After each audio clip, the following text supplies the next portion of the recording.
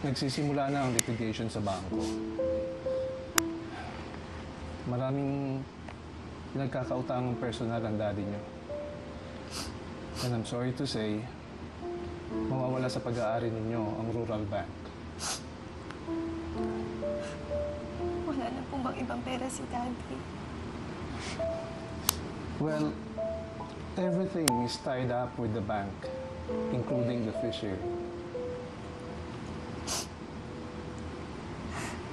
Paano po itong bahay namin? Kung mabebenta natin ang rest house ninyo, pwede pa natin itong masave. Wala nang naiwan si Daddy kahit ano.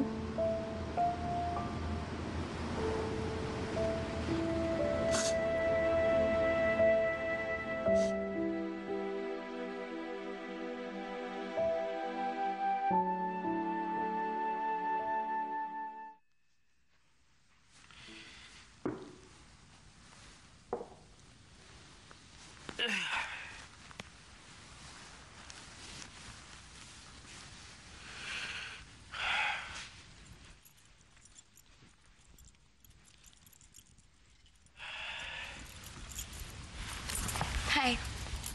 Problema sa asawa? I am single. Lahat naman ng tao dito sa hotel, single.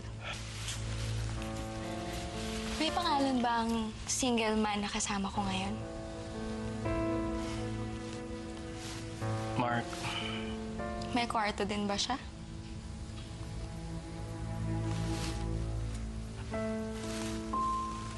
waiter!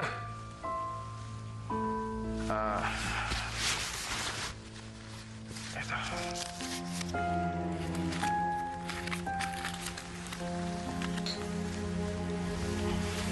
Ay, anong bahala rito?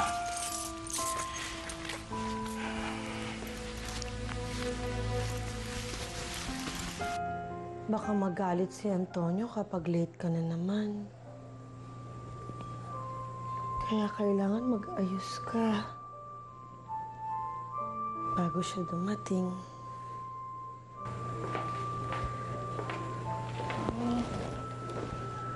Mami, kakain na po. Bakit nandiyan na ba ang daddy mo? Hintayin muna natin ang daddy mo. Wala pa siya. Mami. Mami, wala na si Daddy. Ano ka ba? Hintayin natin ang daddy mo. Sabay tayo kakain. Bakit hindi siya dumiretso dito sa kwarto? Asan si Antonio? Mami. Mami, wala na si Daddy. Please don't do this, Mami. Ano? Mami. Ano bang pinagsasabi mo? Ikaw bata ka. Nagiging sinungaling ka. Mami, wala na Huwag si mo Daddy. sasabihin na wala ng daddy mo. Wala na talaga siya, Mami. Hindi! Mami. Nangako sa akin si Antonio na hindi niya ako iiwanan. Mami, please don't do this, Mami. Hindi! Nandiyan si Antonio! Antonio! Kakain na tayo, di ba? Hindi, Mami. Sweetheart! Mami? Mami, please, Mami. Pinipigilan. Gusto ko makita ang Ate, what's happening? Mami, Mami. Mami. Antonio! Mami, Nangako ka na Mami, hindi mo please. iiwas, di ba? Mami. Nangako ka na hindi mo iiwan. Andiyan pa sa daddy niya. Mami, please. Mami, tama na, please. Tama na. Bakit mo ako pinipigilan? Gusto ko lang naman makita daddy niya. Body of slain banker Antonio Tuazon has been laid to rest, but the mystery surrounding his murder remains. In another bank run in 2 weeks' time, Tuazon Rural Bank has asked for a bank holiday from the central bank to sort its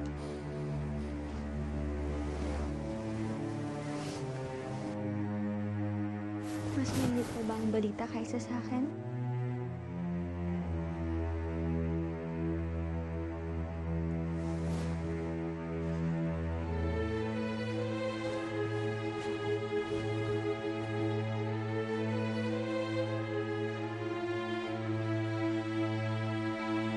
Hello, Patricia. Please find out kung ano nangyayari kay Christine Tocaso. Okay.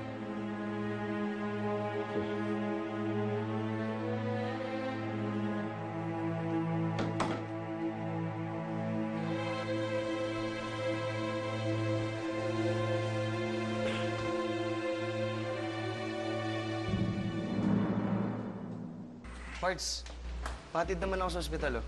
Sure. Sino naman sa ospital? Mami ni Andre. Hindi ko alam bakit. Otsong, paano na lang ang gitara? Tara, Parts. Tara na. Doon na. Si Dad, Doc. Hindi natin ito masasabi.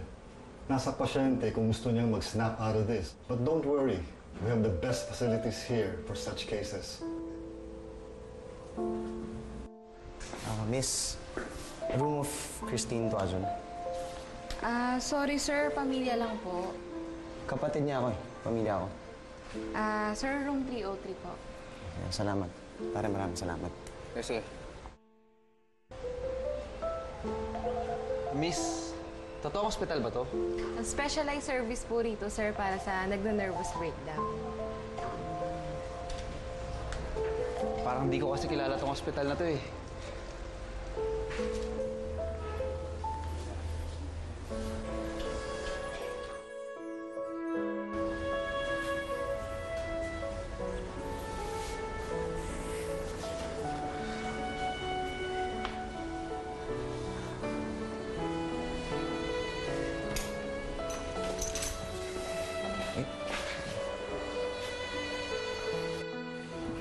Bakit parang sunod-sunod naman ata yung dumadating na problema sa akin? Alam mo, Andrea, matapang kang tao, kaya kaya mo lahat yan. Nangihina na rin ako, Jason, eh. Kaya nga ako nandito para kung ano mo ako ng lakas, di ba? Ikaw na lang ang natitira sa aking tama. Kaya nga hindi kita iiwanan kahit anong mangyari. Sinabi na rin ni Daddy yan, eh. Nahihirapan na rin ako magtiwala. Sa akin, Andrea, magtiwala ka. Kasi kamamatay ko kapag nakipaghiwalay ako sa'yo.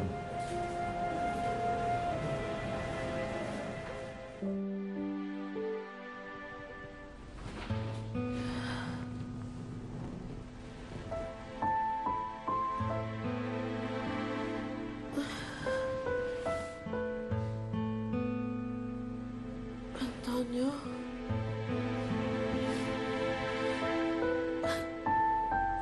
Antonio? Nasaan ka?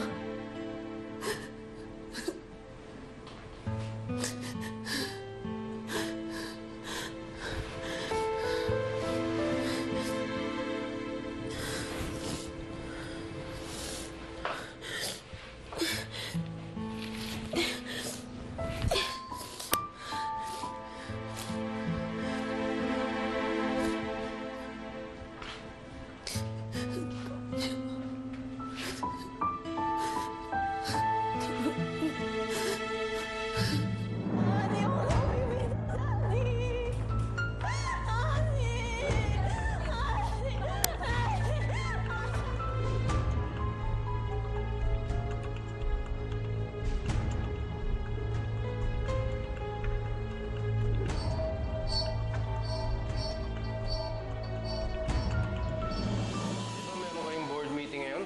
Si Andrea ang pupunta sa meeting. Siya ang papanggap na chairman of the board. What? We are not liquid anymore. Ang gusto naming malaman ngayon ay kung meron bang pera na iniwan ng iyong ama na pambayad sa bangko na siyang nagbayad ng utang niya. Daddy, Miss Happy.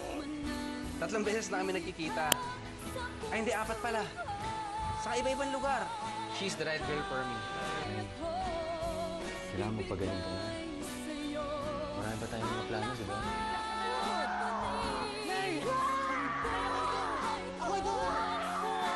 Nawawalan ako ng gamit. Nawawala yung baril ko sa aking koleksyon.